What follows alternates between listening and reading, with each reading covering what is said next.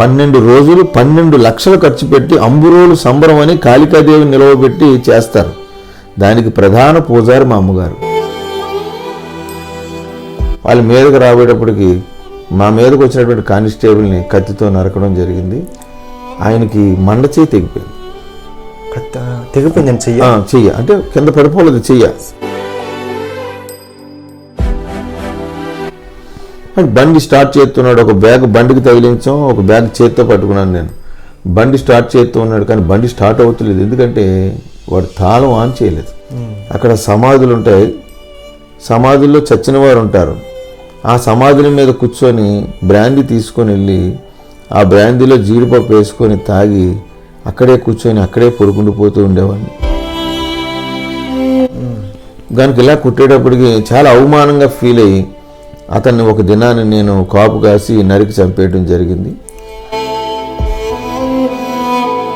మా అమ్మగారు కాకినాడ పట్టణంలో పెద్ద విగ్రహారాధకురాలు, విగ్రహారాధన చేసేవారికి దేవత. మీకు కొండా శ్రీనివాస్ తెలుసా అండి అని అడిగాను. కొండా శ్రీనివాస్ నాకెందుకు తెలియదు? అతనికి 18 కేసులు, ఒక కేసులో 21 సంవత్సరం జైలు శిక్ష పడింది, ఇంకా 17 కేసులు ఉన్నాయి. జైలు నుంచి బయటకు రాడు, అయిపోయింది ఆయన జీవితం.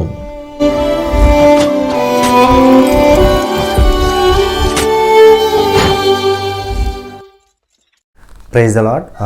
నేను మీ తమ్ముడు జోషిని. ఇప్పుడు కాకినాడ నుంచి నా మీద గౌరవంతో ఈ అయ్యగారు మా ఇంటికి వచ్చి మీతో సాక్ష్యం పంచుకోవడం జరుగుతుంది.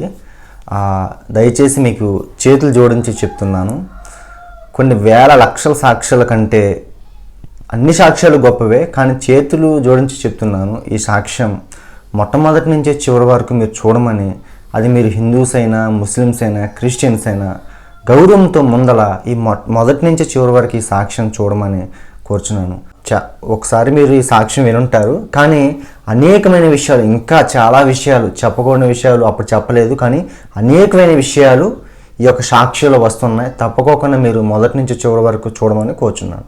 ప్రైజ్ లార్డ్ గారు, మీ అమూల్యమైన సాక్ష్యాన్ని చూస్తున్న ప్రజలందరికీ మీరు మీ సాక్ష్యాన్ని చెప్పమని కోరుచున్నాను. దేవునికి మహిమ కలుగును గాక. మరి జోషి గారి యొక్క యూట్యూబ్ ఛానల్ ద్వారా మరి దేవుడు నా జీవితంలో చేసిన గొప్ప మేలుడు సాక్ష్యం పంచుకోవటానికి ఈ సమయాన్ని అనుగ్రహించిన దేవదేవుడికే ప్రభువు నామంలో మరి నేను వందనాలు చెల్లిస్తూ ఉన్నాను. అలాగన ప్రియులారా, మరి నా సాక్ష్యము కొరకై ప్రేక్షకులు, వీక్షకులకు కూడా మరి ప్రత్యేకమైన వందనాలు. మరి నాది కాకినాడ పట్టణం, నా పేరు కొండా శ్రీనివాసు. మా తల్లిదండ్రులకు మేము 4 సంతానం, నేను ఆఖరి కుమారుణ్ణి. మా తండ్రి గారు రైల్వే ఉద్యోగి. హిందూ కుటుంబంలో జన్మించాం. చిన్నతనం నుంచి కూడా మరి నేను నా ఇష్టానుసారంగా జీవిస్తూ మరి నా ఆశలు నెరవేర్చుకుంటూ నేను జీవిస్తుండేవాడిని.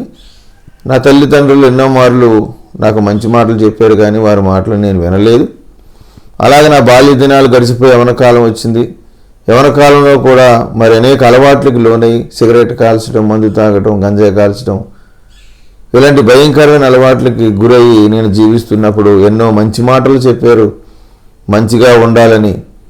మరి నేను వారి మాటలు వినకుండా నా యవన కాలాన్ని పాడు చేసుకుంటున్నప్పుడు నేను ప్రేమించిన అమ్మాయిని ఇచ్చి నాకు పెండ్లి చేశారు. మాకు ఒక అబ్బాయి జన్మించాడు.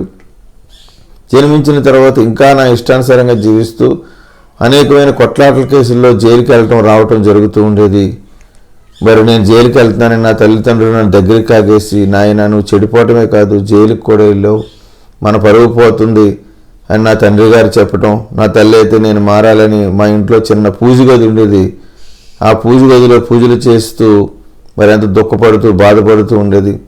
వారు ఎన్ని మంచి మాటలు చెప్పినా మరి మాంత్రికుడు ఎంత నేర్పుగా బూర ఊదినప్పటికీ చెవి ఒగ్గలేని చెవిటి పాము వలె నేను జీవిస్తూ మరి వారికి దుఃఖాకారంగా బాధాకారంగా ఉండేవాడిని.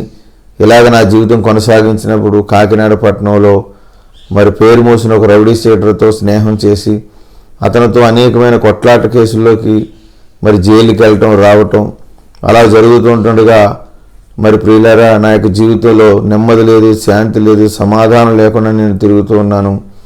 మరి నా తల్లిదండ్రులు సంపాదించిన ఆస్తిని అంతటినీ కూడా నా కేసుల వలన, నా అలవాట్ల వలన నేను పాడు చేయడం జరిగింది.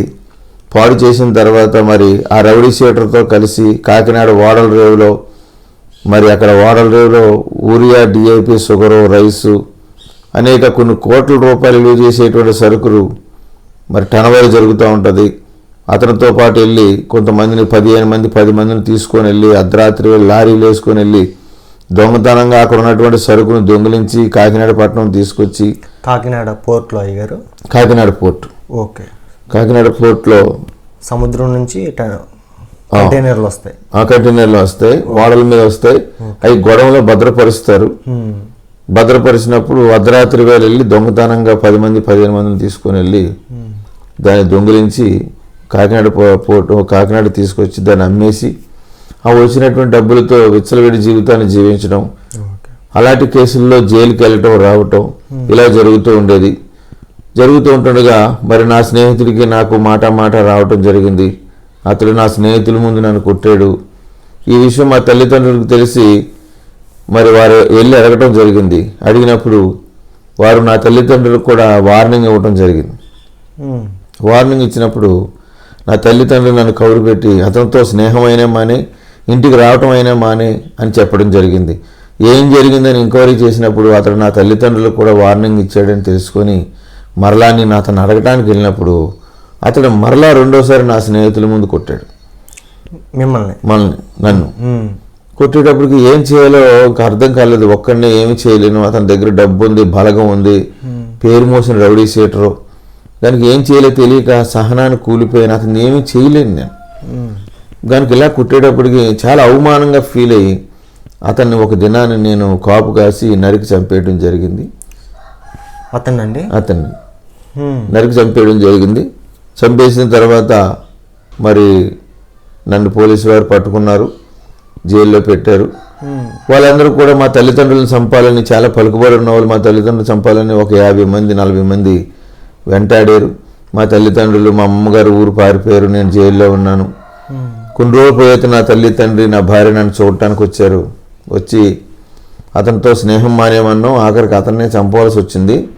ఎందుకురా నీ జీవితం ఇలాగైపోయింది, ఇప్పుడు నీ శిక్ష మా మీదకి వచ్చింది, ఇప్పుడు నీ శత్రువులు మమ్మల్ని చంపాలని తిరుగుతూ ఉన్నారు అని అన్నప్పుడు నాకు చాలా కోపం వచ్చి, ఎవరైతే మిమ్మల్ని చంపాలనుకుంటున్నారో వాళ్ళని నేను చంపేస్తాను, బయటికి తీయండి అని జైల్లోనే కోపంగా మూర్ఖుల్లాగా మాట్లాడాను. ఎందుకంటే మూర్ఖుడికి జ్ఞానం అందదు అని తర్వాత బైబిల్ గ్రంథంలో నేను తెలుసుకున్నాను.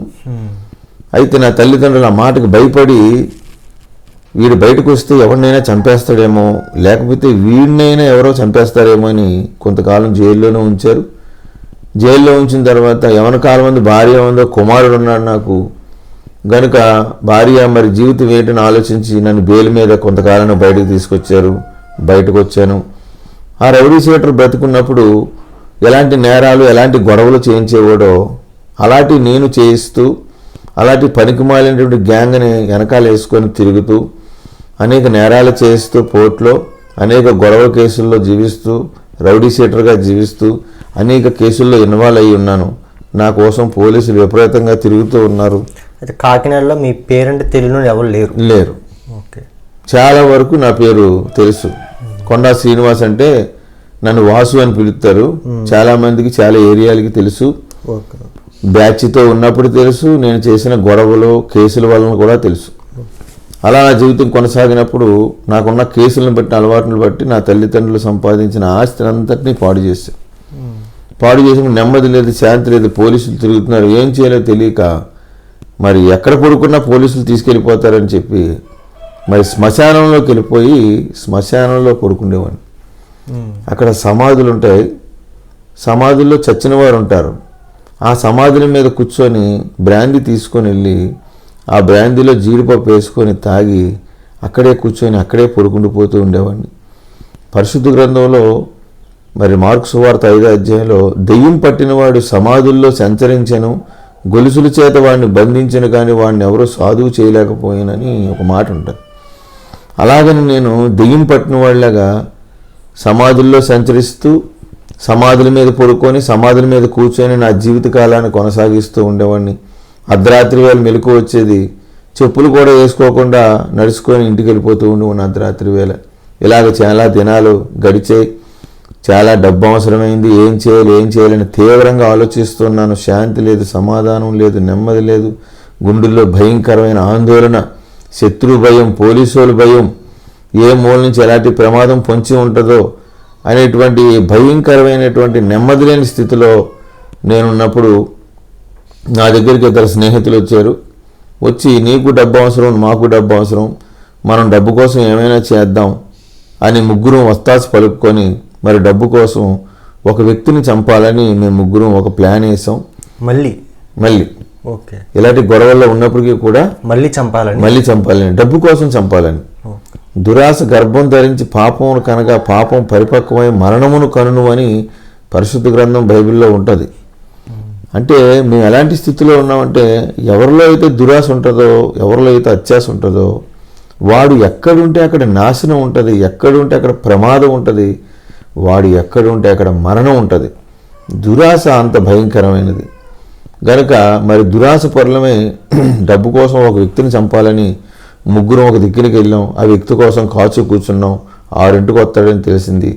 6 అయింది, 7 అయింది, 8 అయింది, 9 అయింది, 10 అయింది, కానీ అతను రాలేదు. రాకపోయేటప్పటికి అక్కడి నుంచి వెనక్కి వచ్చేసాం. మరలా ముగ్గురం కలిసి తాగాం.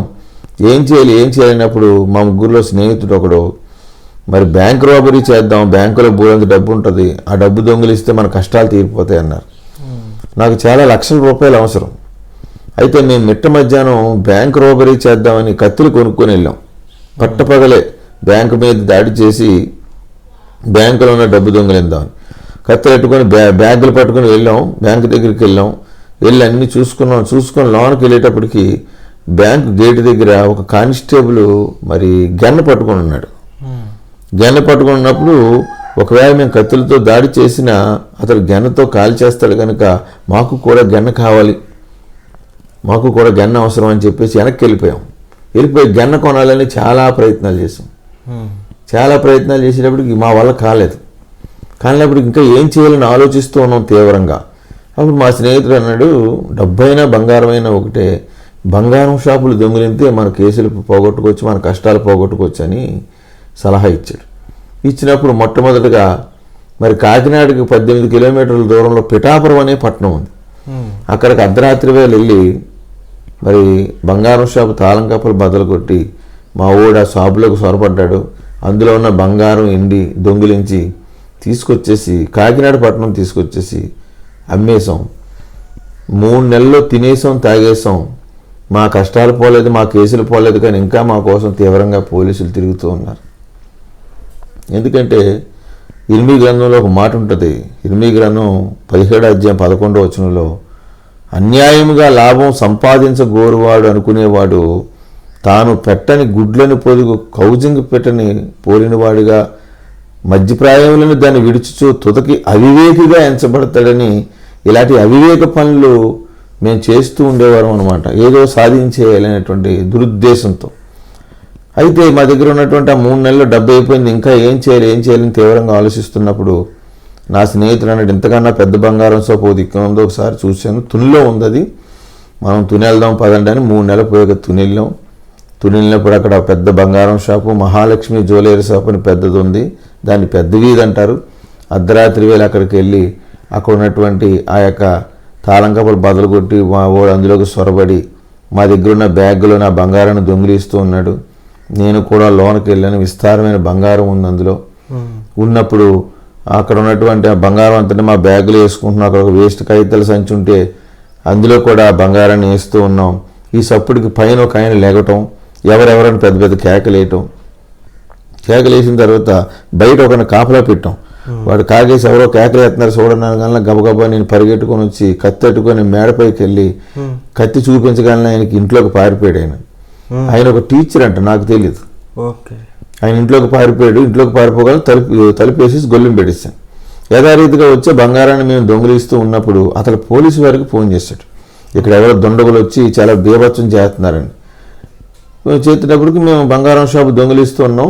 2 కానిస్టేబుల్ పరిగెట్టుకొని వస్తూ ఉన్నారు. బయట ఉన్న మా ఊరు చూసి, ఎవరో వస్తున్నారు, మనం వెళ్ళిపోదాం రండి అని చెప్పేసి అన్నాడు అనమాట. మేమున్న ఏరియాలో సూప్ ప్లేట్ని పగలగొట్టేసాం. కరెంట్ తీస్తాం. అటుపక్క కరెంట్ ఉంది, కానీ మేమున్న ఏరియాలో చీకటిగా ఉంటుంది. ఎక్కడి నుంచో వెళ్తురు మాకు లైట్గా తగులుతా తప్ప ఫుల్ వెళ్తురు మాత్రం లేదు. ఇద్దరు కానిస్టేబుల్ పరిగెట్టుకుని వస్తున్నారు, ఎవరో వస్తున్నారు, రెండు వెళ్ళిపోదాం అంటే 2 బ్యాగులు పట్టుకొని బండి ఎక్కేసి కూర్చున్నాం. మా ఊడు ఫుల్గా తాగేసి ఉన్నాడు, నేను తాగేసి ఉన్నాను, మా 3వ వాడు తాగేసి లేడు, వెనకాల కూర్చున్నవాడు. బండి స్టార్ట్ చేస్తున్నాడు, ఒక బ్యాగ్ బండికి తగిలించాం, ఒక బ్యాగ్ చేత్తో పట్టుకున్నాను నేను. బండి స్టార్ట్ చేస్తూ ఉన్నాడు, కానీ బండి స్టార్ట్ అవుతలేదు, ఎందుకంటే వాడు తాళం ఆన్ చేయలేదు. ఆ టెన్షన్లో తాళం ఆన్ చేయలేదు, ఎందుకంటే పాపంలో ఉన్నవాడికి బ్రెయిన్ పనిచేయదు. ఏదో చేసి సాధించాలనుకుంటాడు, కానీ వాడు పాపం వాడిని తప్పు రూట్నే, తప్పు మార్గంలో నడిపిస్తుంది. అత్యవసరమైనది గుర్తుకు రానియకుండా చేస్తుంది. అది పాపంలో ఉన్నటువంటి టెక్నిక్, అది పాపంలో ఉన్నటువంటి దుర్మార్గమైనటువంటి ఆలోచన అలాంటిది. కనుక బండి స్టార్ట్ అయ్యేటప్పటికి 2 కానిస్టేబుల్ పరిగెట్టుకొని వచ్చారు, చూశారు షాపు, మర్యాదగా లొంగిపోండి అంటున్నారు. మేము కూడా మర్యాదగా మీరు అడ్డు తప్పుకోండి అంటున్నాం. వాళ్ళ మీదకి రాబోయేటప్పటికి మా మీదకి వచ్చినటువంటి కానిస్టేబుల్ని కత్తితో నరకడం జరిగింది. ఆయనకి మండ చేయి తెగిపోయింది. చెయ్య అంటే కింద పడిపోలేదు, చెయ్య సగానికి ఇలాగా తెగిపోయింది. కత్తి ఇలా ఇసురుగానే మరి చేయి తెగిపోయింది. ఇంకో ఆయన యవనస్తుడే బలంగా మీదకి వచ్చేటప్పటికి ఆయన్ని కూడా కత్తి సిరేటప్పటికి అరిచేయి తెగిపోయింది ఆయనకి. వాళ్ళ దగ్గర ఉన్న విజిల్ తీసుకుని వేయటం, ఆల్రెడీ మా కోసం ఇన్ఫర్మేషన్ అందుకొని మా కోసం పోలీసు వారు చుట్టుముట్టడం, 7 కానిస్టేబుల్, 2 సెక్యూరిటీ గార్డు, ఒక కానిస్టేబుల్ని నా దగ్గర ఉన్న రాటుతో కొడితే మరి కాళ్ళలో పడిపోయాడు, చనిపోయాడని వదిలేస్తాను నేను. చాలా చిందరవందరం జరిగింది. ఆ కేకలకి అరుపులకి చాలామంది మేళ్ల మీద చూస్తున్నారు, కానీ ఎవరు కిందకి దిగి రావట్లేదు. అంత గందరగోళం జరుగుతుంది అక్కడ. అలాంటి భయంకరమైనటువంటి పరిస్థితిలో మరి ఎంత గాయాలు పొందినప్పటికీ కూడా రాళ్ళు విసురుతున్నారు, రప్పలు విసురుతున్నారు మా మీదకి. మరేగా లొంగిపోండి అంటున్నారు. 3 శ్రోత పడిపోయారు కింద, అయినా కానీ లొంగిపోమంటున్నారు.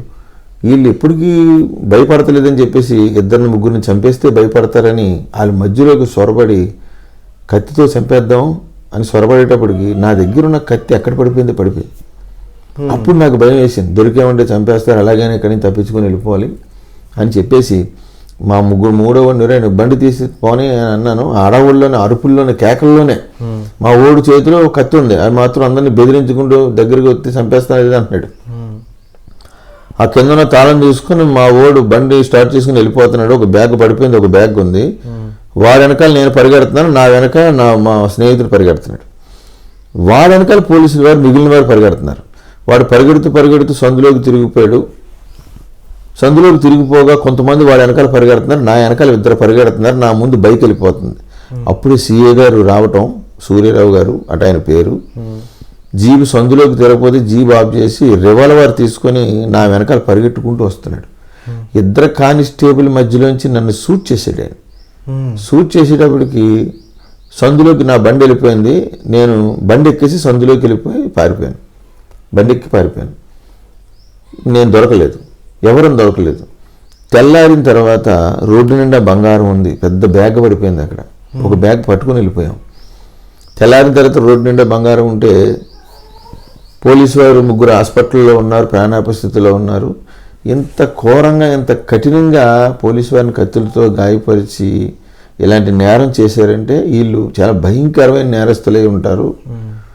మరి వీళ్ళు ఈ జిల్లాకు చెందిన వారు కాదు, పక్క రాష్ట్రాల నుంచి వచ్చి ఉంటారు వీళ్ళని అనుకొని పోలీసు వారంతా కూడా ఎంక్వైరీ చేయటం, పాత నేరస్తులను అనుమానం ఉన్నవారిని అందరినీ స్టేషన్లో పెట్టి అడగటం, మేము కాదు అని చెప్పేసి మరి పోలీసు వారు ఆ ఎంక్వైరీలో తేలటం, మొత్తం అంతా జల్లిడేసిన తర్వాత మేమే అనేటువంటి విషయం బయటకు వచ్చేసింది. అందరూ స్టేషన్లో హ్యాండ్ ఓవర్ అయి ఉన్నారు. ఇక మేమేం తెలిసిపోయింది. పరిశుద్ధ గ్రంథంలో ఆకాన్ తప్పు చేసినప్పుడు మంకీ క్యాప్స్ అని వేసుకున్నారండి, లేదు డేర్గా ఉన్నారు, కనపడలేదు అంతే. అసలు మంకీ క్యాప్ వేసుకోవాలి, గ్లౌజులు దొరుకుకోవాలని ఆలోచన లేదు మాకు. ముందు మా కష్టాలు అయ్యో మేము దాటిపోవాలి, ఎలాంటి తప్పు పని చేసినప్పటికీ కూడా పాపంలో ఉన్నవాడికి వాడు చేసే పని వాడికి న్యాయంగా కనపడుతుంది. ఎందుకంటే పాపపు పొరల చేత వాడు మనోనేత్రాలు మూయబడి ఉంటాయి కాబట్టి వాడు నిజాన్ని చూడలేడు, సత్యాన్ని చూడలేడు, దేవుని న్యాయాన్ని కనుగొనలేడు వాడు. అందుకని మా అవసరత అది పాపంతో కూడిందే కానీ మాకు న్యాయంగా అనిపించింది. కనుక పాపంలో ఉన్నవాడు ఏం చేసినా వాడికి న్యాయంగా అనిపిస్తుంది. దాని వెనకాల భయంకరమైన శిక్ష ఉందని వాడి వరకు వచ్చినా కానీ వాడికి తెలియదు. అలాంటి భయంకరమైనటువంటి స్థితిలో మేము వెళ్ళిపోయాం. మరి పోలీసు వారంతా ఎంక్వైరీ చేశారు, మేమేం తేలిపోయింది. మరి తేలిపోయినప్పుడు మా కోసం పోలీసులు వెతికి మా ముగ్గురులో ఒకరిని పట్టుకున్నారు. ఆడి పేరు రామకృష్ణ. కాకినాడ పట్టణంలో పట్టుకున్నారు. పట్టుకునేటప్పటికి వాడు ఆడిని కొట్టారు. కొట్టేటప్పటికి ఏం జరిగిందో చెప్పేసాడు. అప్పుడు వాడు అన్నాడు, కొండా శ్రీనివాస్ కావాలి మాకు. మా బ్యాచ్ అని తేలిపోయింది, మా బ్యాచ్లో ఒకరిని పట్టుకున్నారు, మాకు కొండా శ్రీనివాస్ కావాలి, వాడు ఎక్కడ దొరుకుతాడని అడిగితే వాడు చెప్పాడు, వాడు తప్పించుకొని వెళ్ళిపోయాడు సార్, బంగారం పట్టుకుని వెళ్ళిపోయాడు, వాడు ఎక్కడ ఉంటాడో వాడికి తెలియదు. కనుక వాడు మెలకుగా ఉన్నప్పుడు దొరకడు, వాడు పడుకొని ఉన్నప్పుడు, మత్తుగా ఉన్నప్పుడు, పరాకుగా ఉన్నప్పుడే దొరుకుతాడు తప్ప మెలకుగా ఉన్నప్పుడు వాడు దొరకడు. వాడి దగ్గర కత్తి ఉంటుంది, మూర్ఖుడు తిరగబడతాడని వాడు చెప్పాడు. ఆ మాటలను బట్టి కఠినమైన నిర్ణయాన్ని తీసుకున్నారు పోలీసులు నా మీద.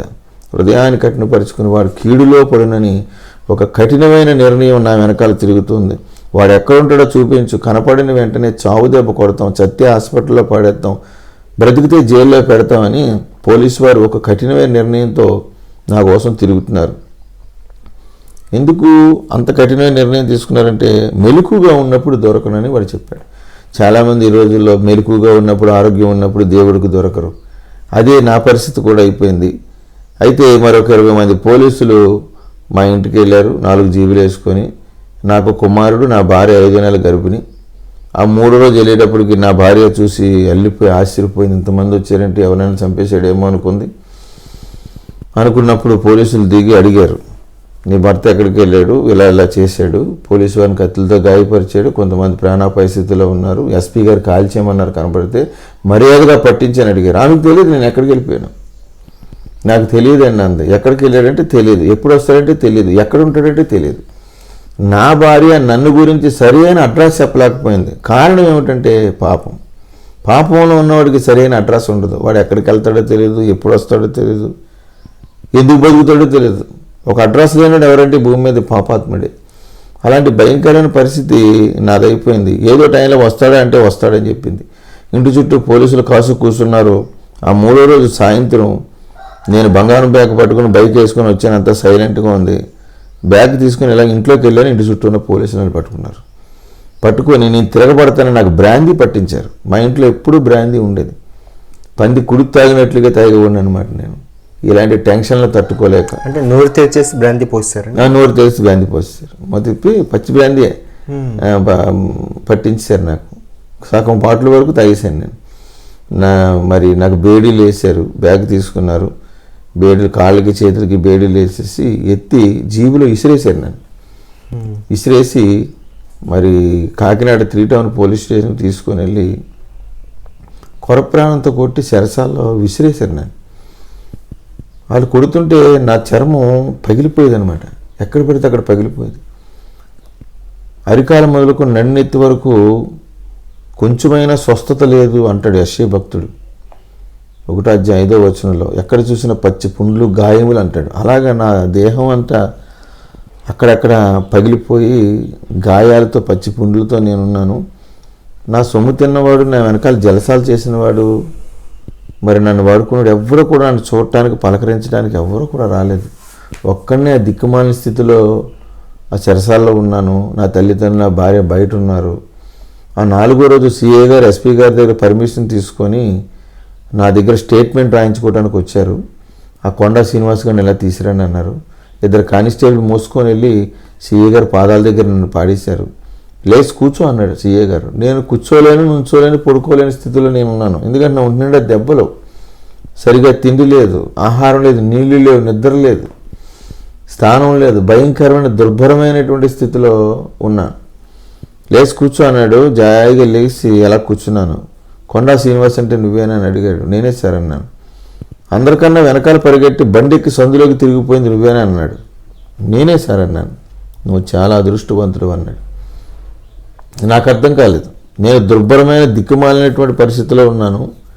నా మీద 7 కేసులు ఉన్నాయి, ఒంటి నిండా దెబ్బలున్నాయి, మీరు ఎన్ని కేసులు పెడతారో తెలీదు, నేను అదృష్టవంతుని 7 సార్లు అని అడిగాను. అడిగినప్పుడు ఆయన అన్నాడు, నువ్వు అదృష్టవంతుడేరా, నువ్వు పారిపోతూ ఉన్నప్పుడు నీ వెనకాల 2 కానిస్టేబుల్ పరిగెడుతున్నారు. 2 కానిస్టేబుల్ మధ్యలోంచి నేను షూట్ చేశాను, నువ్వు తప్పించుకున్నావు, నువ్వు అదృష్టవంతుడు కాదా అన్నాడు. అయితే మరి నిజంగా అక్కడ నేను చనిపోవాలి, మరణానికి దొరికేయాలి, మరణం నన్ను మింగేయాలి. కానీ దేవుని అనాది సంకల్పం ప్రకారం మరి ఎన్నో మార్లు దేవుడు నన్ను శత్రువుల నుంచి కాపాడ్డాడు, అది నాకు తెలియదు. యాక్సిడెంట్ల నుంచి కాపాడ్డాడు, అది నాకు తెలియదు. సిఏ గారు కాల్ చేస్తుంటే కూడా దేవుడు నన్ను తప్పించాడు, ఆ విషయం కూడా నాకు తెలియదు. తర్వాత నేను పరిశుద్ధ గ్రంథంలో తెలుసుకున్నాను, మరణం నుంచి తప్పించట యెహోవా వశమని. మరి 69వ కీర్తన 19వ వచనంలో 21వ వచనంలో ఈ మాట ఉంటుంది. మరణాన్ని ఒక వ్యక్తిని తప్పించాలంటే మరణాన్ని జయించినటువంటి దేవుడై ఉండాలి అనేటువంటి విషయాన్ని నేను తర్వాత తెలుసుకోవడం జరిగింది. నేను అక్కడే చనిపోవాలి, అయితే దేవుడు నన్ను తప్పించాడు. అప్పుడు నేను కఠినమైనటువంటి స్థితిలో ఉన్నాను, జీవితం యొక్క విలువ లేదు, బతుకు మీద ఆశ లేదు, చంపేయవలసింది సార్ అన్నాను.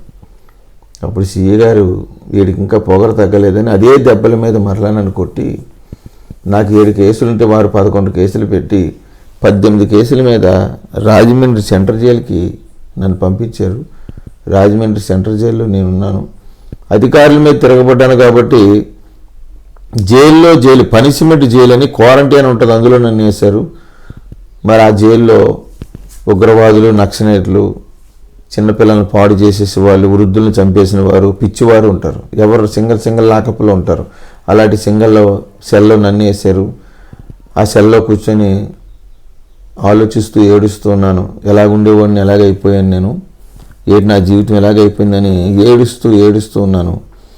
ఏడుస్తూ ఉంటుండగా మరి తెల్లారిపోతూ ఉండేది. పెద్దలు అంటారు, నీ దినం ఎప్పుడు తెల్లారుతుందిరా అంటారు. అలాగా నేను ఏడుస్తుంటుండగా తెల్లారిపోతూ ఉండేది. నిన్ను గోతులో పెట్టా అంటారు. జిగటగల దొంగ ఊబులోకి వెళ్ళిపోయాను, బయటికి రాలేని పరిస్థితి. చత్తి ఎలా బ్రతుకుతావో అంటారు. పేరుకి బ్రతుకున్నాను కానీ చచ్చిన వాడితో సమానంగా నేనున్నాను. 4 రోజులు 5 రోజులు పోయాక నా తల్లి, తండ్రి, నా భార్య నన్ను చూడటానికి వచ్చారు. నా తల్లి చూసి చాలా ఘోరంగా, తీవ్రంగా ఏడ్చింది. నువ్వు మారాలని ఎన్నో పూజలు పునస్కారాలు చేశాను రా, ఎన్నో వ్రతాలు చేశాను, ధర్మకార్యాలు చేశాను, పుణ్యకార్యాలు చేశాను, ఏ దేవుడు నిన్ను మార్చలేదు. అసలు దేవుడు ఉంటే కదరా నిన్ను మార్చడానికి. ఎవరికి అన్యాయం చేశాను, ఎవరు కడుపు కొట్టాను, ఎవరు గర్భఫలం శపించాను, ఎవరు నోటుకాడ కూళ్ళు లాక్కున్నాను, నీకే ఎందుకు ఎలాగైపోవాలి అని ఏడ్చి నా తల్లి కుప్పకూలి కింద పడిపోయింది. నా తండ్రి దగ్గరికి వచ్చి, నాన్న ఎప్పటికీ బయటికి రావంట, ఒకవేళ వస్తే పోలీసు వారు నిన్ను కాలి చంపేస్తారట, నిజమేనా అని అడిగారు.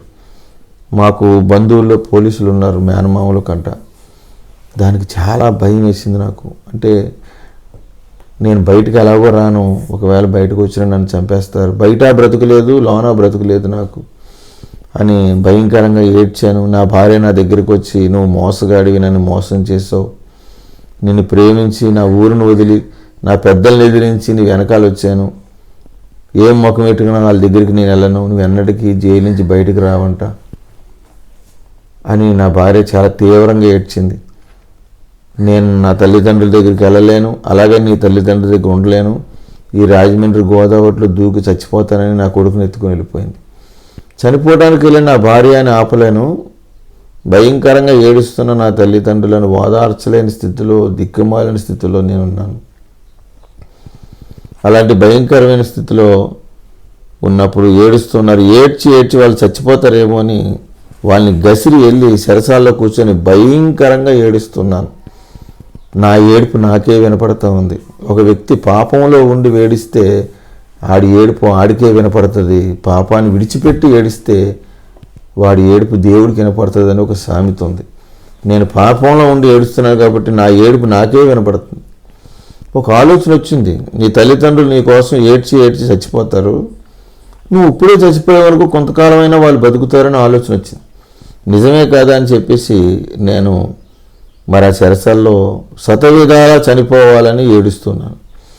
ఫ్యాన్ కురేసుకొని చచ్చిపోదాం అనుకున్నాను, ఫ్యాన్ లేదు. కరెంటు పట్టుకొని చచ్చిపోదాం అనుకున్నాను, కరెంట్ లేదు. ఎలాగైనా ఈ రాత్రి చనిపోవాలని భయంకరంగా ఏడుస్తున్నాను. ఆ ఒంటరి గదిలో, ఆ చీకటిలో, ఆ దుర్వాసన కలిగినటువంటి స్థలంలో భయంకరంగా ఏడుస్తూ ఎలాగైనా ఈ రాత్రి ఇక్కడ చనిపోవాలి అని ఏడుస్తున్నాను. ఎందుకంటే మనుషుడా దేవుడు ఎక్కిరించబడాడు, మనుషుడు ఏమి ఇత్తునో ఆ పంటే కోయను అంటది పరిశుద్ధ గ్రంథం బైబిల్లో. పాపం ఇత్తని దాన్ని కోసుకుంటున్నాను నేను, నువ్వు చేసిందే నీ నెత్తి మీదకి వచ్చును అని పరిశుద్ధ గ్రంథం చెప్పినట్లుగా నేను చేసిందే నా నెత్తి మీదకి వచ్చింది కనుక నా వలన ఎవ్వరికీ ప్రయోజనం లేదు, నా కుటుంబానికి ప్రయోజనం లేదు, సమాజానికి ప్రయోజనం లేదు, ఇక నాకు ఇలాంటి వల్ల మేలు ఎవరికి లేదు, నాకు కూడా మేలు లేదు, కనుక చనిపోవటమే బెటరు అని ఆ రాత్రి చనిపోవాలని భయంకరంగా ఏడుస్తున్నప్పుడు ఆ చీకటి గదిలో, ఆ అంధకారంలో, ఆ ఒంటరితనంలో, ఆ దిక్కుమాలిన స్థితిలో యేసు ప్రభు వారు నన్ను దర్శించారు. దేవునికి మహిమ కలిగిన గాక. మరి ఎలా దర్శించారు యేసు ప్రభు వారు అంటే దానికి ఖచ్చితమైన ఆన్సర్ నేను చెప్పాలి. ఏమిటంటే ఏడుస్తూ ఏడుస్తూ నేను పడుకుంటుపోయాను. పరిశుద్ధ గ్రంథంలో ఒక మాట ఉంటుంది, చీకటిలో ఉన్న జనులకు వెలుగు ఉదయించెను, మరణ ఛాయ గల ప్రదేశం మీద వెలుగు ప్రకాశించినని యెషయా గ్రంథం 9వ అధ్యాయం 2వ వచనంలో ఒక మాట ఉంటుంది. అది ఎలాగ నా జీవితంలో నెరవేరిందంటే నేను ఏడ్చి ఏడ్చి పడుకుంటుపోయాను. తెల్లారిన తర్వాత నన్ను సింగల్ లాకప్లోంచి తీసేసి 30 మంది 40 మంది ఉన్న ఖైదీల మధ్యలో వేశారు. 30 మంది 40 మంది ఉన్న ఖైదీల మధ్యలో వేసేటప్పటికి ఆ బ్లాక్లో వేసారు, నన్ను బ్యారక్ మార్చారనమాట. వేశారు. అక్కడ చూస్తే కరెంట్ ఉంది, ఫ్యాన్లు ఉన్నాయి. అంటే ఇక్కడ అందరు పడుకున్న తర్వాత ఈ రాత్రి నేను కరెంటు పట్టుకున్నా చచ్చిపోవచ్చు, ఉరి వేసుకున్నా చచ్చిపోవచ్చు అని ఆలోచిస్తూ ఉన్నాను. అందరు పడుకుంటున్నారు. అందరు పడుకున్నప్పుడు ఒక వ్యక్తి మాత్రం పడుకుంటలేదు. ఆ వ్యక్తి పడుకున్న వాళ్ళ దగ్గరికి వెళ్ళి సువార్త చేస్తున్నాడు, యేసుప్రభుని నమ్ముకున్నాను అంటున్నాడు. దేవుడు ఎంత కృపామయుడంటే నన్ను రక్షించడానికి వేరొక స్థలం నుంచి ఆ వ్యక్తిని రప్పించాడు. అతడు తమిళనాడు జైలు నుంచి మరి మన యొక్క రాజమండ్రి సెంట్రల్ జైలుకి వేరొక కేసు మీద వచ్చాడు. అతడు ఆ కేసు నిమిత్తం ఆ జైల్లో ఉంచడం జరిగింది అతన్ని. అతడు తెలుగు నేర్చుకుని తెలుగు బైబిల్ చదివి యేసుప్రభుని నమ్ముకున్నాడు. అతని పేరు నాయక్. అతను సువార్త చేసుకుంటూ నా దగ్గరికి వచ్చాడు. నేను కూర్చొని ఏడుస్తూ చెమట్లు కక్కుకుంటూ సిగరెట్ కాలుతున్నాను. ఈ రాత్రి ఎలాగైనా చనిపోవాలి, ఫ్యాన్ ఉంది, కరెంట్ ఉంది, ఏదో ఒక రకంగా చచ్చిపోవచ్చని. అయితే నా దగ్గరికి వచ్చాడు. ఆ వ్యక్తి నా దగ్గరికి రాకపోతే ఆ రాత్రి నేను చనిపోతాను. ఇశ్రాయేలుని కాపాడేవాడు కొనకూడో నిద్రపోడు అని చెప్పినట్లుగా అతడి రూపంలో దేవుడు నా పక్షంగా కొనకలేదు, నిద్రపోలేదు. నా దగ్గరికి వచ్చి నా భుజం మీద చేయేశాడు. అతని ముఖం మీద సిగరెట్ పొగ ఊదాను నేను. ఊదినప్పుడు ప్రేమగా తుడుచుకొని, అన్నా నీ పేరు వాసే కదా, అనేక సార్లు జైలుకి వెళ్ళావు వచ్చావట, ఎంతోమంది పాత ఖైదీలు చెప్పుకుంటున్నారు, ఎందుకైనా నీ ఆరోగ్యం ఎలా పాడు చేసుకుంటావు, ఎందుకు అలా ఏడుతావు, ఎందుకు అలా దుఃఖపడతావు. మనం ఇక్కడ రావటానికి కారణం పాపం, మనం బంధించబడటానికి కారణం పాపం, మనం మన కుటుంబాలకు దూరం అయిపోవటానికి కారణం పాపం అన్న. పాపం వల్ల వచ్చే జీతం మరణం. మనం అనుకుంటాం మంచిగా ఉండాలి, నీతిగా ఉండాలని అనుకుంటాం, కానీ మనం జన్మతః కర్మతః పాపులం కాబట్టి మనం మంచిగా ఉండలేం. మనలో ఉన్న పాపాన్ని జయించే శక్తి మనకు లేదు. ఆ శక్తి వేరొక దిక్కు నుంచి మనం సంపాదించుకుంటేనే కానీ ఆ దుర్భరమైన స్థితి నుంచి మనం బయటకు రాలేం. కనుక ఒక మాట చెప్తానన్నా, నువ్వు వింటానంటే ఆ శిక్ష నుంచి, ఆ శిక్షావిధి నుంచి నువ్వు తప్పించబడే నీకు ఒక మరి ఆలోచన నేను చెప్తానన్నప్పుడు ఏంటి చెప్పాను, నువ్వు యేసుప్రభుని నమ్ముకో అన్నాడు. యేసుప్రభుని నమ్ముకో అనేటప్పటికీ అలా చూశాను అతను కాసి.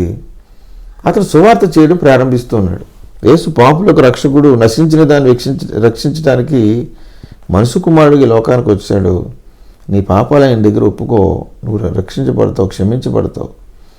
నీ కేసులు కొట్టేస్తారని నేను చెప్పను, కానీ నీ హృదయంలో శాంతి సమాధానం కలుగుతుంది అని చెప్తున్నాడు. నాకు ఏం వ్యక్తులుగా ఏం చెప్పింది. చెప్తూ ఒక మాట చెప్పాడు, అన్న మనం సావవలసి వద్దన్న, మనం సావద్దు. మన కొరకు మన పక్షంగా ఒక ఆయన చనిపోయి తిరిగి లేచాడు, మన రుణాన్ని ఆయన చెల్లించాడు, మన అప్పు ఆయన తీర్చాడు అని చెప్పినప్పుడు అప్పుడు నాకు ఆ సువార్త నా హృదయాన్ని తాకింది, నా మనసులోంచి నా హృదయంలోకి వెళ్ళింది. నేను చనిపోతానని అతనికి ఎలా తెలుసు? దేవుడికి సమస్తం తెలుసు. అతను చెప్పడం ప్రారంభించాడు. మనం అనుకుంటా ఉన్నా, ఇక నేను భరించలే, ఎందుకు వచ్చింది నా జీవితం, చనిపోతే బెటరు అనుకుంటాం ఇలాంటి పరిస్థితుల్లో. లేదన్నా, మన పక్షంగా మన కొరకు ఒక ఆయన చనిపోయి తిరిగి లేచాడు. మన పాపాలు ఆయన దగ్గర ఒప్పుకొని మనం ఆయన మన హృదయంలోకి చేర్చుకుంటే మనం క్షమించబడతాం, మనం రక్షింపబడతాం, మన హృదయంలో శాంతి సమాధానం కలుగుతుంది. ఎందుకు బ్రతకాలో మనకు అర్థమవుతుంది, మన జీవితం యొక్క విలువ ఏంటో మనకు అర్థమవుతుంది అని ఆయన ప్రేమ కలిగిన సువార్త చేశాడు. చాలామంది అనుకుంటారు చచ్చేయంలే అనుకుంటారు. లేదన్నా, చనిపోయిన తర్వాత భయంకరమైన శిక్ష ఉంది. నా మాట విను, ఇప్పుడే నీ హృదయంలోకి ప్రభువుని చేర్చుకో, నీ పాపాలు విడిచిపెట్టు, ఆయన రక్తంలో నీ పాపాలు ఉతుక్కో, నేను నీతిమంతుడిగా తీరుస్తాడు, నీకు జీవితాన్ని ఇస్తాడు ప్రభు అని చెప్పి సువార్త చేసి పైకి లేచాడు. నన్ను చూసి అన్నాడు, అన్నా నువ్వు అనుకోవచ్చు నా బాధలు గొప్పే, నా కష్టాలు గొప్పే, నన్ను ఎవరు రక్షించగలరు, నన్ను ఎవడు విడిపించగలడు అని అనుకోవచ్చు. కానీ యేసు ప్రభు క్షమించలేని పాపం ఈ భూలోకంలో లేదు. ఎలాంటి పాపినైనా క్షమించగలిగినటువంటి పాపము లేని పరిశుద్ధ దేవుడు. ఒక పాపిని రక్షించాలంటే పాపము లేని పరిశుద్ధ దేవుడు కావాలి. ఆయనే పాపము లేని పరిశుద్ధ దేవుడు, మన పక్షంగా మరణించి తిరిగి లేచినవాడు. నా మాటి నన్ను ఇప్పుడే నీ పాపాలు ఒప్పుకొని యేసుప్రభు నీ హృదయంలో చేర్చుకో అని సువార్త చేసి వెళ్ళిపోయాడు. ఆ రాత్రి అంతా కూడా ఆ మాటలు విని చనిపోవాలనుకున్న నేను యేసుప్రభుని గురించి ఏడ్చి, ప్రభువా నువ్వు ఎలాంటి పాపిని క్షమించి రక్షించే దేవుడు అంట. నేను ఇలాంటి దుర్మార్గమైన పనులు చేశాను, నా కుటుంబాన్ని ఎంతో దుఃఖపెట్టాను, నా భార్యను ఎంతో దుఃఖపెట్టాను, నా తల్లిదండ్రులను ఎంతో దుఃఖపెట్టాను, అవమానకరంగా జీవించాను. ఈ రాత్రి చనిపోవాలనుకుంటున్నాను, భయంకరమైన శిక్షా విధిలో నేనున్నాను, ఎన్నడూ బయటికి వెళ్ళలేని పరిస్థితి నాది. ఈ దుర్భరమైన దిక్కుమాలిన పరిస్థితి నుంచి నీవు తప్ప నన్ను ఎవరు రక్షిస్తారు తండ్రి, నన్ను కరుణించి ప్రభువా, నన్ను కటాక్షించు తండ్రి, నీ బిడ్డగా చేర్చుకోనైనా అని నా ప్రతి పాపమును అక్కడ ఒప్పుకోవడానికి నేను చాలా ప్రయత్నం చేస్తూ ఉన్నాను. దైవ చిత్తానుసారమైన దుఃఖం రక్షణార్థమైన మారు మనసు కలగజేయని, ఈ మారు మనసుకి దుఃఖమును పుట్టించుదని కొరింథీ భక్తులు చెప్పినట్లుగా మరి నేను దేవుని సన్నిధిలో ఏడ్చి పశ్చాత్తాపడి నా ప్రతి పాపం ఒప్పుకొని మరి ప్రభు పాదాలు పట్టుకుంటూ ఏడ్చుకుంటూ ఆ కన్నీటిలోనే పడుకుండిపోయాను. తెల్లవారిన తర్వాత లేచాను, నా హృదయం తేలికైపోయింది. నాకు తెలియనటువంటి ఒక ఆనందం, ఒక సంతోషం. భయపడక నీకు తోడైనాను, దిగులు పడక నీ దేవుడిని ఉన్నాను అనే గొప్ప అభయం. పాపుల కొరకు ఆయన కార్చిన రక్తంలో నా ప్రతి పాపమును కడిగి నన్ను నీతిమంతుడిగా తీర్చాడని నిర్ధారణ నా హృదయంలో నాకు కలిగింది. చాలా సంతోషంగా ఆనందంగా ఉంది. నా బరువంతా ఎవరో మోస్తున్నారు, నాకు బరువు లేదు. ఈ ఆనందంలో నేనున్నాను, క్షమించబడ్డాను, దేవుడు నన్ను క్షమించాడనే స్పృహ నాకు కలిగింది. నాకు నెమ్మది కలిగింది, శాంతి కలిగింది, సమాధానం కలిగింది. ఇది నా వ్యక్తిగత సాక్ష్యం. అది దేవుడికి నాకే తెలుసు తప్ప మూడో పర్సన్ ఎవరికి తెలియదు. నాకు సువార్త చేసిన నా స్నేహితుడు నా దగ్గరికి వచ్చి నా ముఖం చూశాడు. చూడగానే ఏమన్నాడంటే, అన్న రాత్రి దేవుడు నిన్ను దర్శించాడన్నా అన్నాడు. ఎలా చెప్పగలవు తమ్ముడు అన్నాను. అంటే అన్నాడు, లేదు దేవుడు నిన్ను దర్శించాడు, ఎందుకంటే నిన్న ఉన్నట్టు ఈవేళ లేవు నువ్వు అన్నాడు. నిన్నున్నట్టు ఈవేళ లేవు, నీ ముఖంలో ఒక సంతోషం కనపడుతుంది, ఒక వెలుగు కనపడుతుంది. దేవుడు నిన్ను దర్శించాడు, రా అన్న అని మరి దేవుడు మందిరానికి తీసుకెళ్ళాడు, చర్చికి. రాజమండ్రి సెంట్రల్ జైల్లో నేనున్నప్పుడు ఒక 1800 మంది ఖైదీలు ఉండేవారు. అక్కడ ఒక సంఘం, దాన్ని నడిపించడానికి ప్రతి ఆదివారం థామస్ ఆచార్య గారని విశ్వబ్రాహ్మణులైన ప్రతి ఆదివారం వాక్యం చెప్పి వెళుతూ ఉండేవారు.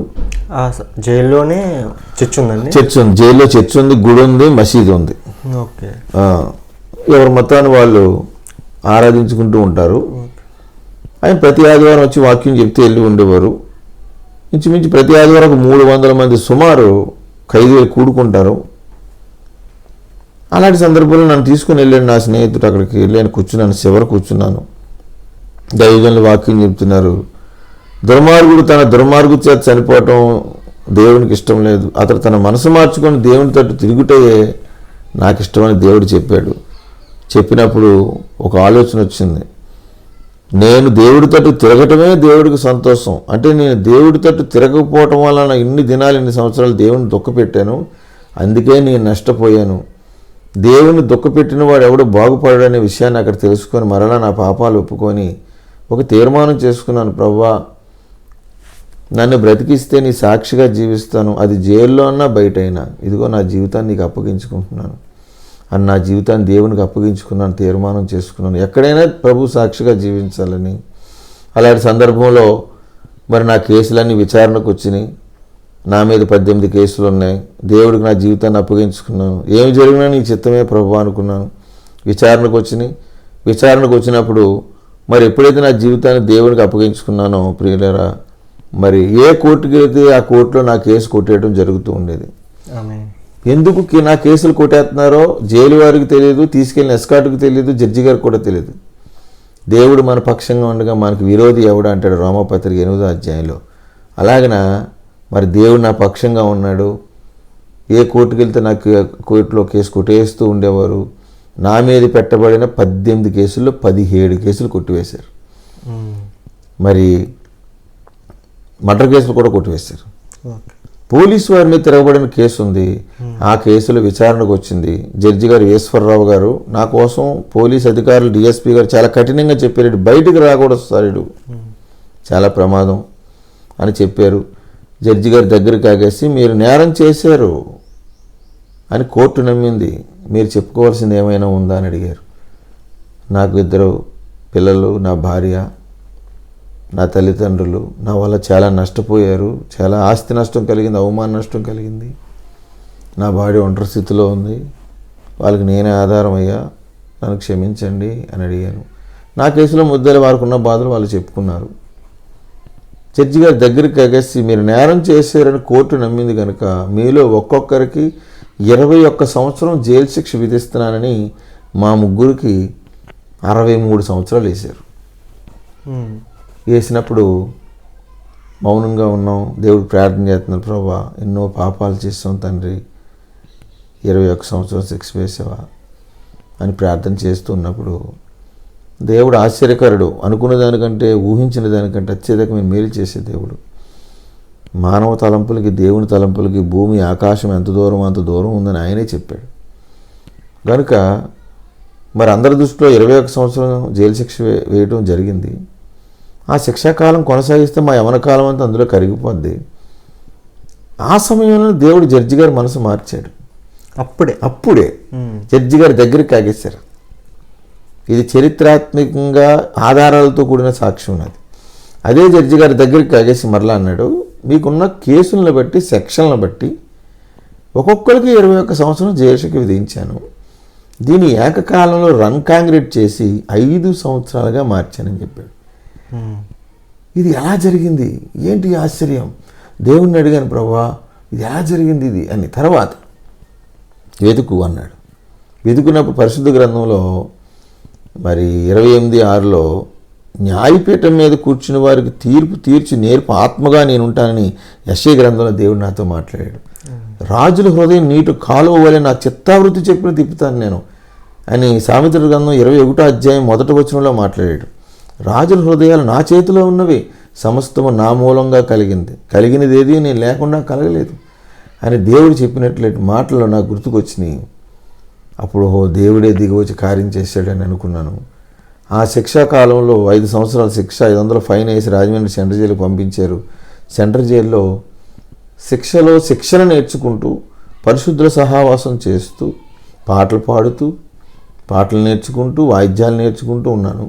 అలాంటి సందర్భంలో ఈ పరిశుద్ధ గ్రంథం నాకు ఎదురైంది. చాలామంది చేతిలో ఇది ఉంది, నా దగ్గర లేదు. ఎందుకంటే నేను చదువుకోలేదు. గ్రంథం ఉంటే చదవాలి కదా, చదువుకోలేదు. అయితే ఇది చదవాలని ఆశ నాకు.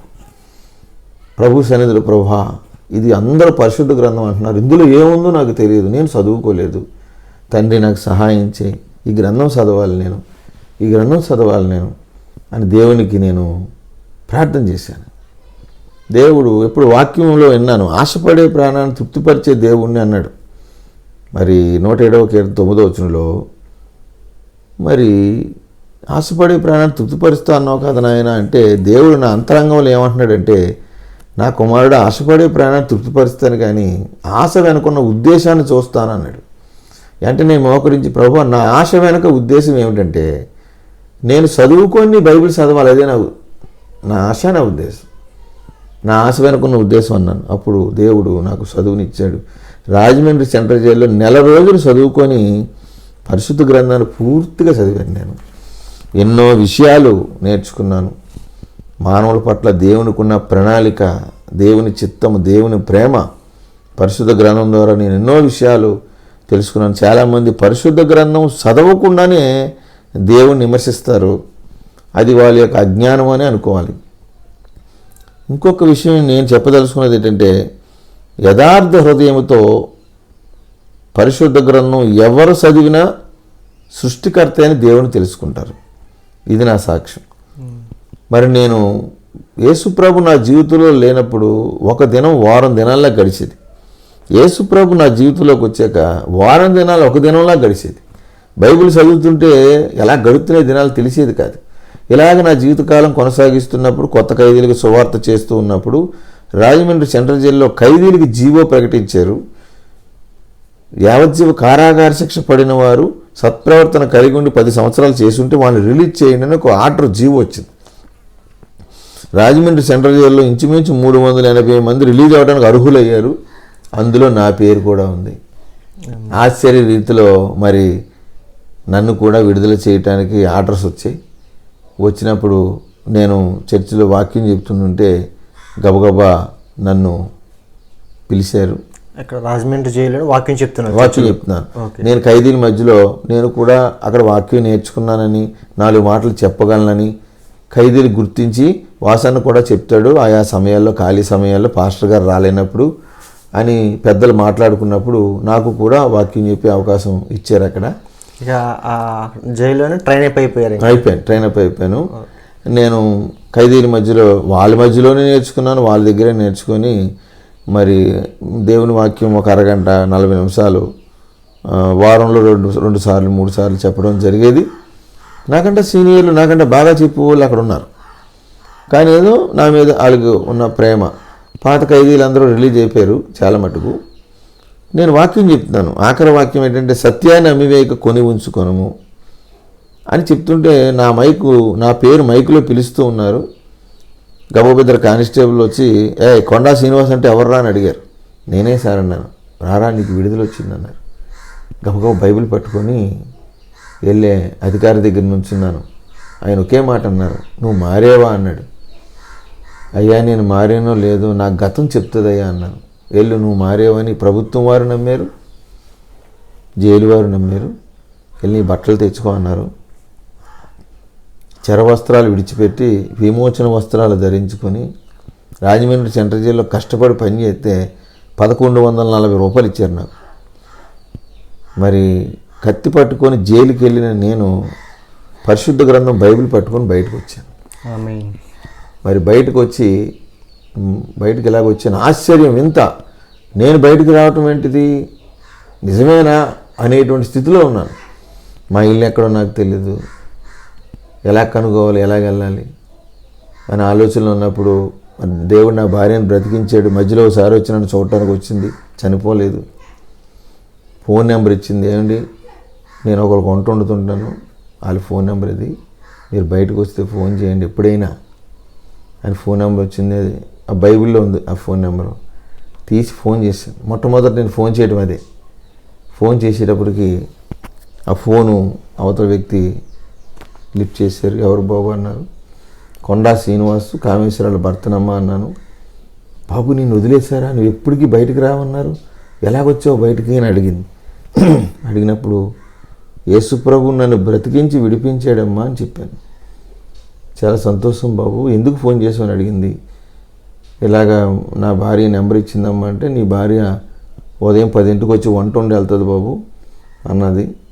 మా ఇల్లు ఎక్కడమ్మా అని అడిగితే తెలియదని చెప్పింది.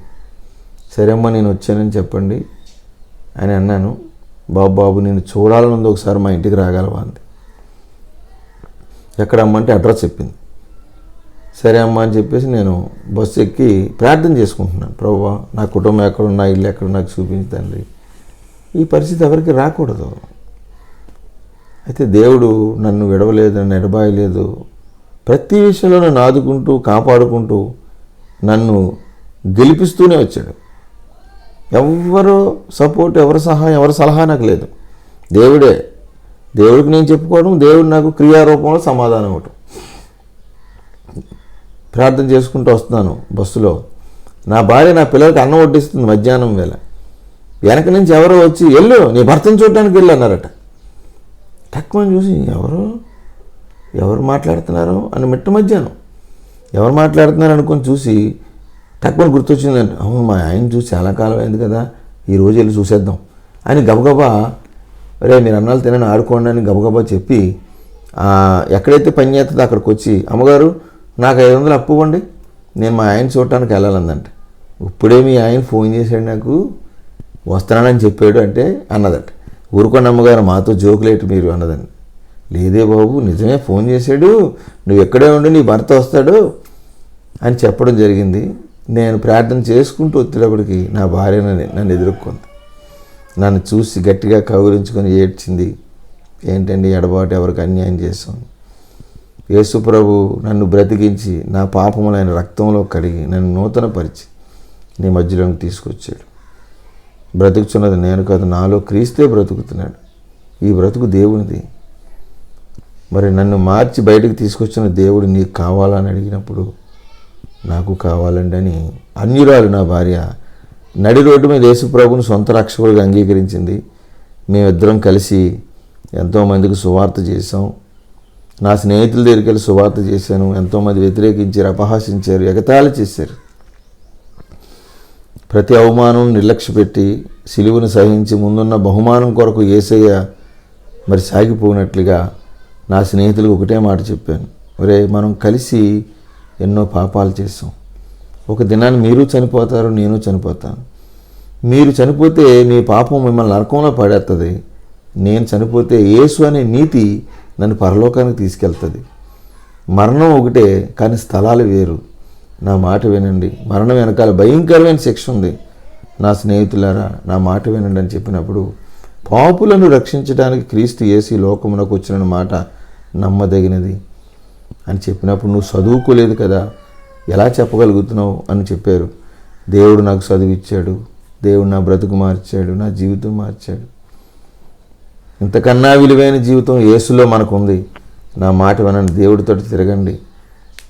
కనుక ఇదొక మతం కాదు, ఇదొక మార్గము అని చెప్పినప్పుడు వాళ్ళందరూ ప్రభువునందు విశ్వాసం ఉంచారు. మరి యేసు ప్రభువుని నమ్ముకున్నారు. వాళ్ళందరితో కలిసి ఒక కూటమి పెట్టాను. ఎక్కడైతే దుర్మార్గంగా జీవించానో అక్కడే కూటమి పెట్టి అందరినీ పిలిచాను. స్నేహితుల్ని, బంధువుల్ని, శత్రువులను కూడా పిలిచాను. అందరూ వచ్చారు. నా తల్లిదండ్రులు పిలిస్తే ముందు రానన్నారు. బతిమాలు తీసుకొని రమ్మని ఒక మంచి వ్యక్తులను, నమ్మకమైన వ్యక్తులను అక్కడికి పంపించడం జరిగింది. ఎందుకంటే ప్రతి స్థలంలోకి ఎవరిని పడితే వాళ్ళని పంపకూడదు. అలాగే నమ్మకమైన వ్యక్తుల్ని పంపినప్పుడు వాళ్ళు వెళ్ళి బతిమాలు తీసుకొచ్చారు.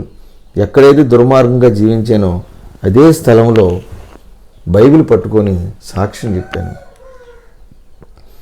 నేను మారాలని నా తల్లిదండ్రులు ఎన్నో పూజలు పునస్కారాలు చేశారు. నేను మారాలని పోలీసు వారు కోటింగ్ ఇచ్చారు. నన్ను జైల్లో పెట్టారు. కోర్టు నాకు శిక్ష విధించింది.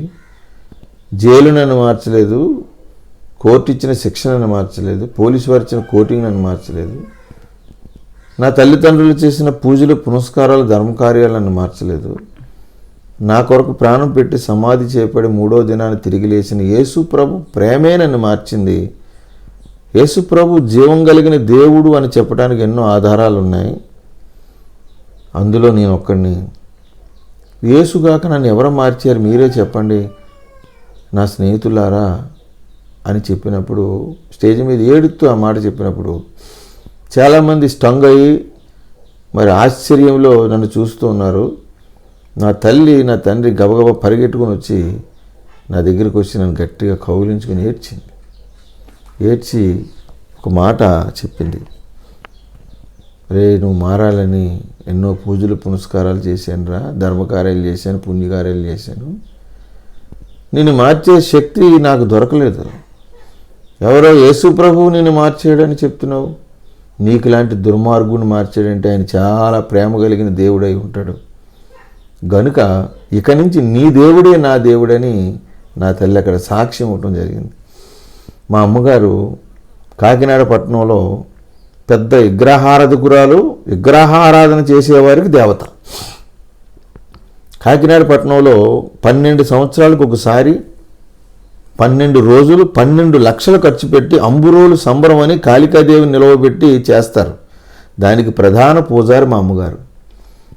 అంత పూజారి అయినటువంటి నా తల్లి నా సాక్ష్యాన్ని విని వెంటనే నీ దేవుడే నా దేవుడు, ఇలాగ మార్చగలిగే దేవుడు నేను ఎక్కడా చూడలేదు అని సొంత రక్షకుడిగా నా తల్లి అంగీకరించడం, నా బంధుమిత్రులు, నా స్నేహితులు అంగీకరించడం, దేవుడు నాకు 2 అబ్బాయిల్ని, 1 అమ్మాయిని ఇవ్వటం, మరి పాపం నుంచి, శాపం నుంచి నీకు జయం ఇచ్చాడు దేవుడు అని మరి రాజమండ్రి సెంట్రల్ జైలు పాస్టర్ గారు విశ్వబ్రాహ్మణుడు నాకు బాప్తీసం ఇచ్చి నేను బయటకు రాగాలని బాప్తీసం నీటిలోంచి ఇక్కడి నుంచి నీ పేరు జైపాల్ అని, జైపాల్ అని పేరు పెట్టడం.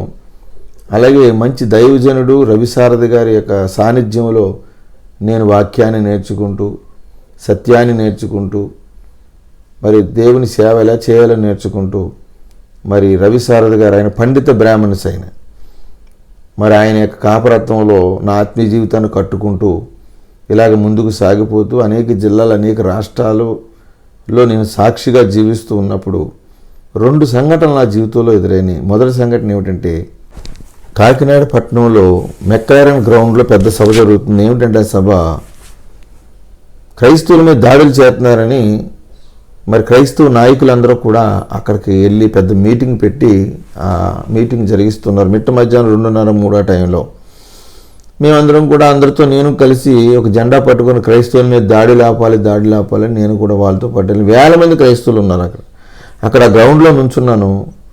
ఒక ఆయన బండి వేసుకొని వచ్చాడు, bike, black pant white shirt వేసుకున్నాడు. వచ్చినప్పుడు ఆయన గుర్తుపెట్టి ఆయన దగ్గరికి వెళ్ళాను. గడ్డ ఉంటుంది, నల్లగా ఉంటాడు ఆయన. గబగబా ఆయన దగ్గరికి వెళ్ళి నమస్కారం సార్ అన్నాను. నమస్కారం అయ్యా, ఎవరు నువ్వు అన్నాడు. నేను ఎవరో చెప్తాను సార్, మీరు లాయర్ గారు కదా అన్నాను. లాయర్నే అన్నాడు. మీ పేరు సమూయేల్ విక్టర్ కదండి అన్నాను. అవునయ్యా, ఇంతకీ నువ్వు ఎవరు అన్నాడు. మీకు కొండా శ్రీనివాస్ తెలుసా అండి అని అడిగాను. కొండా శ్రీనివాస్ నాకెందుకు తెలియదు, అతనికి 18 కేసులు, ఒక కేసులో 21 సంవత్సరం జైలు శిక్ష పడింది, ఇంకా 17 కేసులు ఉన్నాయి. జైల్లోంచి బయటకు రాడు, అయిపోయింది ఆయన జీవితం, జైల్లోనే చనిపోవచ్చు. ఇంతకీ నీకు తెలుసా కొండా శ్రీనివాసు అని అడిగాడు నన్ను. అప్పుడు అన్నాను, ఆ కొండా శ్రీనివాసు నేనే సార్ అన్నాను. ఆయన ఆశ్చర్యపోయాడు. నిజమా అన్నాడు. నిజం సార్, మీరు పలానా కోర్టులో నా కేసు వాదించారు, జడ్జి గారి పేరు ఈశ్వరరావు గారు, నాకు తునిలో కేసు పెట్టారు, నా కేసు వాదించింది మీరే, కోర్టే నాకు మిమ్మల్ని ఇచ్చింది అని చెప్పినప్పుడు నిజమే, నువ్వే కొండా శ్రీనివాసు, ఏంటి ఆశ్చర్యం అని చెప్తే దేవుడే నన్ను విడిపించాడని, బ్రతికించాడని నన్ను. ఆయన ఆశ్చర్యపోయి, చట్టాలు మార్చలేదు నిన్ను, కోర్టు మార్చలేదు నిన్ను, దేవుడు మార్చాడు నిన్ను. యేసు ప్రభు గొప్ప దేవుడని అందరికీ తెలుసు, నిన్ను చూస్తే ఆయనలో ఉన్న గొప్పతనం అర్థమైంది. మరి నేను క్రైస్తవుడే కానీ ఇప్పుడు మారుమనసు పొందుతున్నానని, నిజమైన మారుమనసు పొందేనని సాక్ష్యం ఇచ్చి కన్నీరు కార్చుకుంటూ వెళ్ళిపోయాడు ఆయన, వందనాలు చెప్పి. నాకు చాలా ఆనందం వేసింది, చాలా సంతోషం వేసింది. ఆయన ఇప్పుడు స్టిల్ కాకినాడ కోర్టులో ఉన్నారు, ఆయన ఇప్పటికి లాయర్గా ఉన్నారు. అలాగే రెండవ సంఘటన ఏమిటంటే, తూర్పుగోదావరి జిల్లా రాజమండ్రి పక్కన ధవళేశ్వరం అనే ఒక ఊరు ఉంది. అక్కడ పెద్ద మీటింగ్ జరుగుతూ ఉంది, చాలా పెద్ద మీటింగ్. ఆ మీటింగ్లో సాక్ష్యం చెప్పడానికి పిలిచారు నన్ను.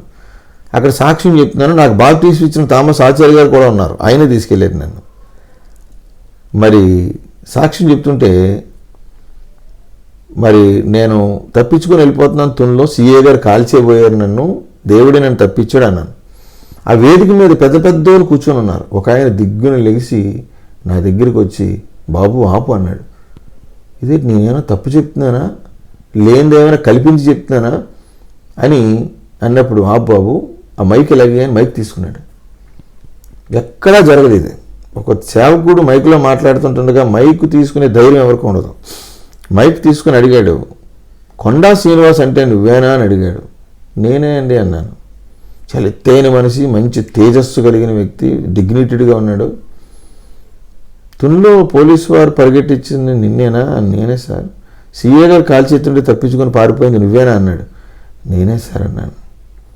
ఆయన నా భుజం మీద చేసి, నిన్ను నాకు ఎంత దగ్గరగా చూపించిన దేవునికి స్తోత్రం అన్నాడు. ఇంతకీ ఆయన సిఏ గారు, జాన్సన్ రాజు గారు. ఆయన నా సాక్ష్యం ఆయన చెప్పడం మొదలెట్టాడు. నిజమే, నేను కాల్ చేయాలనుకునే మాట నిజమే, మమ్మల్ని కూడా కనపడితే కాల్ చేయమన్నారు నిన్ను, ఇది నిజమే అని నా సాక్ష్యం ఆయన చెప్పడం ప్రారంభించాడు. చాలా ఆనందం, చాలా సంతోషం. మరణాన్ని నా పక్కన జీవంగా దేవుడు మార్చేసాడు అనేటువంటి గొప్ప ఆనందం కలిగింది నాకు. ఏ తుని పట్టణంలో అయితే నేను పోలీసు వారి మీద కత్తులతో దాడి చేసి బంగారం షాపు దొంగిలించానో అదే తుని నుంచి నాకు ఫోన్ వచ్చింది. నేను సేవకునిగా మారిన తర్వాత ప్రభు సేవలు ఉన్నప్పుడు ఒక ఆయన ఫోన్ చేసి, బాబు మీరు సాక్ష్యం చెప్పాలి, రాగలరా అన్నారు. వస్తాను, ఎక్కడికైనా వస్తాను. ఎక్కడ అన్నాను? తునిలో అన్నారు. తునిలో ఎక్కడ అన్నాను? నువ్వు ఎక్కడైతే పోలీసు వారిని నరికావో అక్కడ అన్నారు. ఏ బంగారం షాప్ అయితే దోసావో అక్కడే అన్నారు. వస్తానమ్మా అన్నాను. మేము కౌంట్లు ప్రతి సంవత్సరం మీటింగ్ పెడతాం, 300 మంది గ్యాదరింగ్ అవుతాం మేము. కనుక మేము వైఎస్ఎస్ కుటుంబంలో జన్మించాం. మా కుటుంబస్తులో ఉన్నవారు, మా కులస్తులు అందరూ కూడా మారాలనే విశ్వాసంతో, నిజదేవుని తెలుసుకోవాలనే విశ్వాసంతో ప్రతి సంవత్సరం మేము కూటమి పెడతాం. నీ సాక్ష్యం అయితే పనికి వస్తుందని మా ఆలోచన. ఎందుకంటే ఇక్కడే నువ్వు భయంకరమైన నేరాలు చేసి పోలీసు వారిని కత్తులతో గాయపరిచి ఇప్పుడు సేవలో ఉన్నావు. ఈ ప్రభు యొక్క కనికరము ఇక్కడున్న ప్రజలకు తెలియాలి. దానికి నువ్వు రాగలవంటే వస్తానని చెప్పేసి అన్నాను. పిలిచారు, అక్కడ మీటింగ్ పెట్టారు. 800 మంది కౌంట్లు వచ్చారు అక్కడికి. నేను ఆశ్చర్యపోయాను. ఎక్కడైతే నేను పోలీసు వారిని గాయపరిచాను, ఎక్కడైతే బంగారం షాపు దొంగిలించానో అదే స్థలంలో నేను సాక్ష్యం చెప్పాను. మరి ఇక్కడ ఇదే స్థలంలో ఇలా జీవించాను. పోలీసు వారి కాలు చేతుని దేవుడు తప్పించాడు. నా జీవితం మార్చబడింది. దీనికి కారణం ప్రభు. బ్రతుకున్నానంటే ప్రభువే కారణం. నేను మారానంటే ప్రభు ప్రేమే కారణం అని సాక్ష్యం చెప్పడం జరిగింది. అక్కడ చాలామంది ఆశ్చర్యపోయి సభ అయిపోయి నా దగ్గరికి వచ్చారు కొంతమంది కౌంట్లు. దేవుడు ఉన్నాడయ్యా, యేసుప్రభువే నిజమైన దేవుడు అని కౌంట్లు బొట్లు పెట్టుకొని వచ్చి నాకు సాక్ష్యం చెప్పి నా 2 చేతులు పట్టుకొని కన్నీరు కార్చుకుంటూ వెళ్ళిపోయిన వారిని ఉన్నారు. ఇప్పుడుకున్నారు వాళ్ళు. అలాగే దేవుడు అనేక కార్యాలు చేస్తూ ఉన్నాడు. ఏ 3 టౌన్ పోలీస్ స్టేషన్లో ఒక ముద్దాయిగా ఉన్నానో అదే 3 టౌన్ పోలీస్ స్టేషన్ ఎదుర్కొంటా మా చర్చ్ ఇప్పుడు సేవ చేస్తుంది. రవి శారద గారి సాన్నిధ్యంలో నేను సేవ చేస్తూ ఉన్నాను. ఒక సువార్థికునిగా దైవజనులు మా బ్రాంచ్ సంఘాల్లో మరి ప్రతి ఆదివారం ఏదో ఒక సంఘానికి నన్ను పంపించడం జరుగుతుంది. మంచి దైవజనుని దేవుడు, మంచి నాయకుని దేవుడు నాకు ఇచ్చాడు. ఆయన పేరు రవి సారథి గారు. భూమి మీద యేసుప్రభుని చూడలేని వారు ఆయన చూస్తే యేసుప్రభు ఇలాగ ఉంటాడేమో అనిపిస్తుంది. అంత సాత్వికంగా, అంత తేజస్సుతో, అంత దీనత్వంతో, ముఖంలో యేసయ్య చిరునవ్వు కలిగి ఉంటాడు ఆయన. కనుక ప్రేమ కలిగిన దైవజనులు, నమ్మకమైన దైవజనులు, మరి మమ్మల్ని ఎంతో చేరదీసి ఆదరించి ఇంతవరకు బలపరిచినటువంటి దైవజనుడు ఆయన.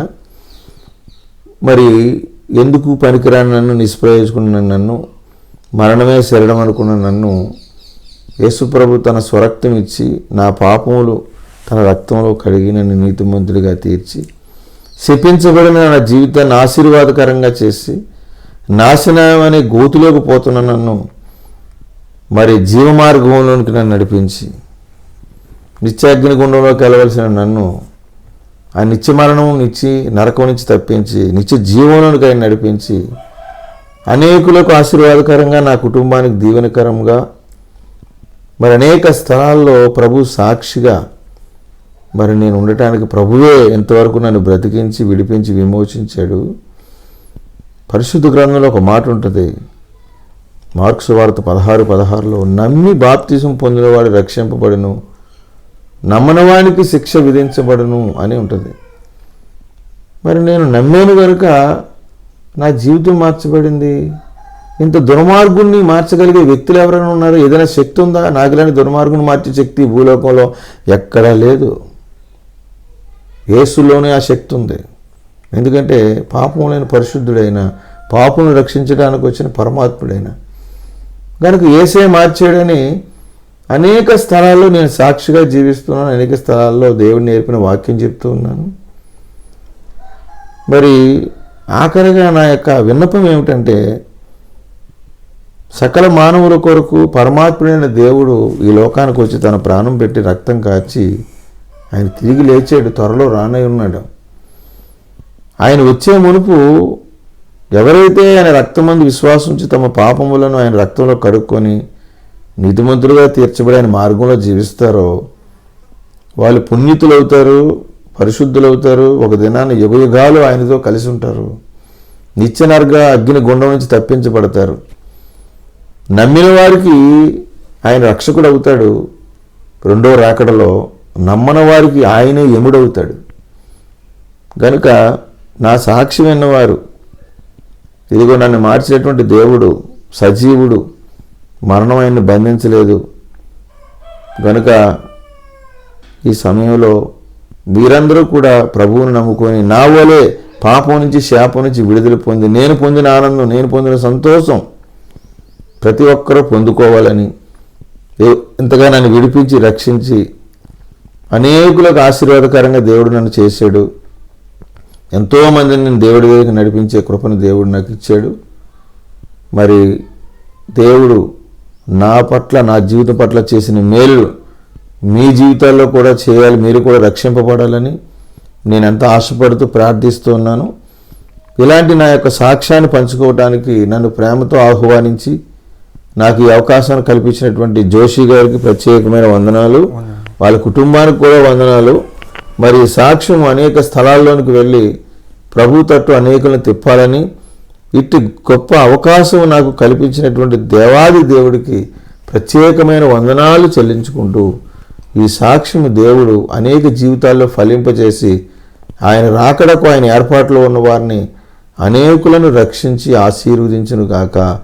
ఈ మాటలు దేవుడు దీవించి ఆశీర్వదించును గాక. దేవుడికే మహిమ కలుగును గాక. ఆమె ప్రేక్షకులకు అందరికీ ప్రభు పేరట వందనాలు. ఆమె.